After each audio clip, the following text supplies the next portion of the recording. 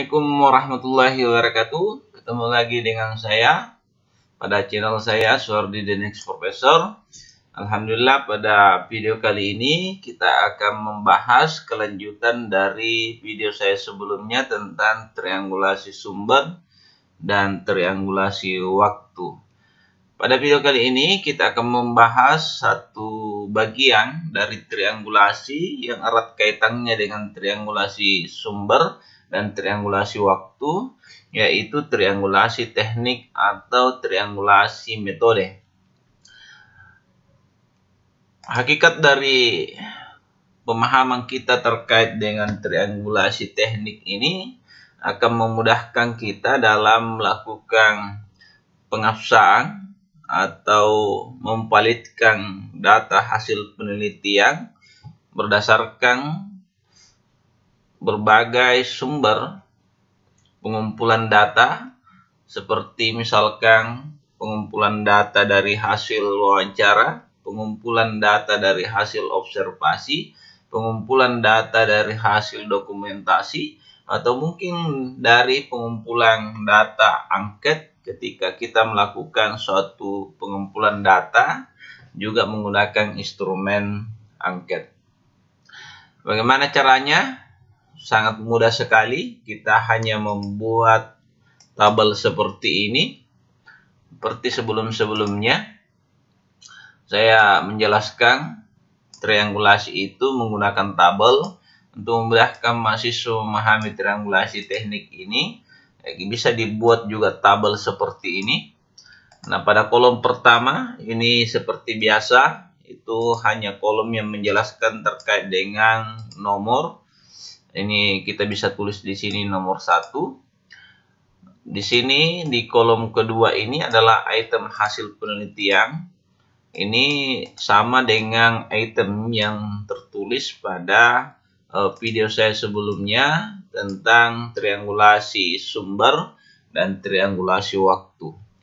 Nah, hasil triangulasi waktu dan hasil triangulasi sumber itu yang kemudian dijadikan patokan menjadi dasar melakukan triangulasi teknik. Karena hasilnya dari wawancara itu akan dimasukkan pada kolom ketiga ini. Jadi kolom ketiga ini adalah hasil wawancara.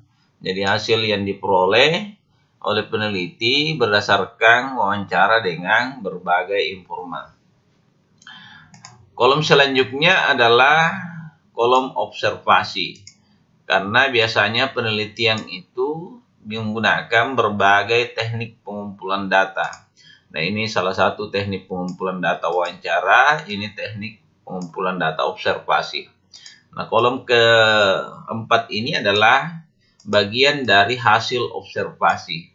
Sehingga setiap penelitian itu ketika mencantumkan bahwa teknik pengumpulan data yang digunakan adalah salah satunya observasi atau pengamatan, maka harus juga melampirkan hasil data dari observasi yang kita lakukan. Nah, sehingga kita buat juga tabel seperti ini dan isi hasil observasinya dimasukkan dalam tabel ini sesuai dengan item hasil penelitian tentang kepemilikan modal ekonomi yang berbeda. Itu hanya sekedar contoh.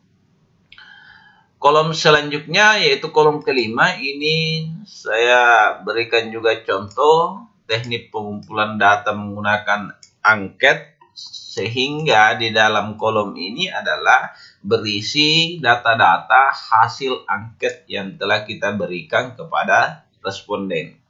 Ini kalau penelitiannya menggunakan penelitian mixed method. Mixed method itu adalah gabungan kualitatif dengan kuantitatif. Sehingga ini angket ini sebenarnya adalah instrumen yang selalu digunakan dalam penelitian kuantitatif. Observasi wawancara biasanya digunakan dalam penelitian kualitatif. Saya berikan contoh di sini, menggabungkan antara wawancara, observasi, angket, dan dokumentasi, karena penelitian yang saya gunakan sebagai contoh adalah menggunakan penelitian mixed method. Kolom selanjutnya adalah adalah kolom dokumen yang berisi terkait dengan hasil penelitian berdasarkan teknik pengumpulan data menggunakan dokumen. Sehingga isi dari kolom ini adalah hal-hal atau dokumen-dokumen yang terkait dengan item hasil penelitian yang diteliti. Selanjutnya, di kolom selanjutnya seperti biasa, sama dengan triangulasi waktu, triangulasi sumber, itu di dalamnya ada interpretasi, yaitu pemaknaan dari peneliti terkait dengan hasil wawancara, hasil observasi, hasil angket kalau penelitian mixed method, dan hasil dokumentasi. Perlu saya luruskan sebelumnya dulu, jika mahasiswa hanya menggunakan penelitian kualitatif dengan menggunakan teknik keabsahan data triangulasi teknik, maka tidak perlu ada kolom angket ini. Yang perlu ada adalah kolom wawancara, kolom observasi, dan kolom dokumentasi. Namun jika penelitian mixed method yang menggabungkan kualitatif dan kuantitatif, maka kolom yang harus ada adalah kolom wawancara, observasi, angket, dan dokumentasi. Pertanyaannya misalkan apakah bisa seperti sebelum-sebelumnya yang saya jelaskan, apakah bisa triangulasi teknik itu hanya dua teknik pengumpulan data yang digunakan, misalkan hanya menggunakan wawancara dan observasi, maka jawabannya itu tidak bisa. Karena triangulasi teknik itu intinya, substansinya adalah menguji keabsahan data dengan menggunakan minimal 3 atau 3 teknik yang berbeda. Nah, ketika hanya menggunakan wawancara, berarti baru satu teknik. Ketika menggunakan juga observasi, berarti baru 2 teknik. Sehingga ini belum dikatakan sebagai triangulasi teknik. Kapan dia dikatakan triangulasi teknik? Kalau dia minimal 3 teknik pengumpulan data yang berbeda. Misalkan saya gunakan juga wawancara, gunakan juga observasi, dan gunakan juga dokumentasi. Kalau penelitiannya kualitatif. Ketika misalkan penelitiannya kuantitatif, saya tambah lagi. Ada wawancara, ada observasi, ada angket, ada dokumentasi. Maksud saya mixed method ya. Sehingga hasil dari keempat teknik pengumpulan data inilah yang disimpulkan di kolom interpretasi. Nah, seperti itu. Nah, misalkan item hasil penelitiannya terkait dengan kepemilikan modal ekonomi yang berbeda, maka hasil wawancara yang dilampirkan di sini bisa hasil interpretasi dari triangulasi sumber yang pernah Anda buat sebelumnya, bisa dimasukkan di sini, atau bisa ambil hasil wawancara dari informan yang menjadi sampel yang mungkin mewakili dari informan yang lain yang hasil wawancaranya terkait dengan kepemilikan modal ekonomi yang berbeda. Bisa seperti itu. Selanjutnya di kolom ini berarti yang dimasukkan di kolom observasi di sini adalah hal-hal yang terkait juga dengan kepemilikan modal ekonomi berbeda. Berarti hasil pengamatan kita sebagai peneliti, kalau penelitian kualitatif kan dia menggunakan instrumen diri sendiri sebagai key instrumen utama dalam melakukan penelitian, berarti peneliti melakukan pengamatan di lapangan. Nah, hasil pengamatan itulah yang ditulis terkait dengan item kepemilikan modal ekonomi yang berbeda. Nah, ditulislah di sini hasil observasinya. Nah, ketika misalkan kita loncat di sini dulu, ketika sudah hasil wawancara, hasil observasinya, sekarang bukti dokumennya. Bukti dokumen apa yang dilampirkan di sini adalah bukti dokumen terkait dengan kepemilikan modal ekonomi yang berbeda. Misalkan saya lampirkan di sini ada foto terkait dengan kondisi sekolah swasta, ada juga foto terkait dengan kondisi sekolah negeri.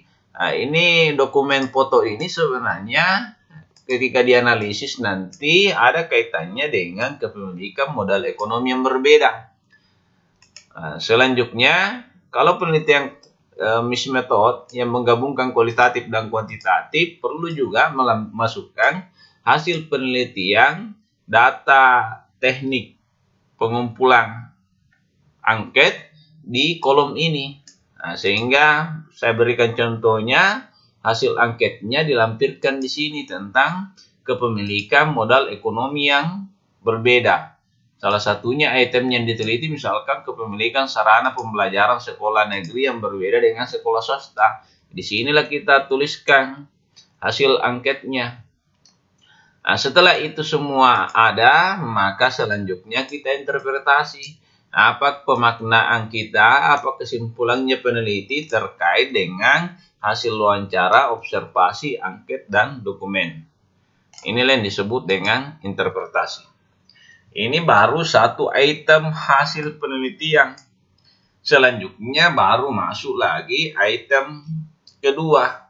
Misalkan tentang kepemilikan modal sosial yang berbeda. Alurnya seperti itu juga, ada hasil wawancaranya, ada hasil observasinya, ada hasil angketnya kalau penelitiannya mixed method, ada hasil dokumennya di sini ketika ada yang terkait dengan kepemilikan modal sosial yang berbeda. Kalau tidak ada masalah, yang penting sudah cukup 3 teknik pengumpulan data.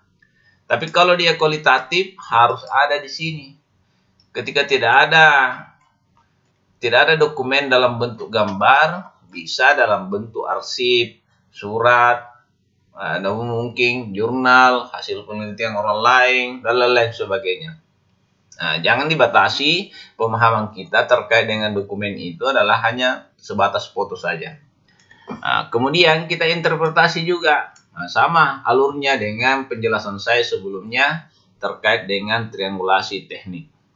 Demikian penjelasan saya terkait dengan triangulasi teknik.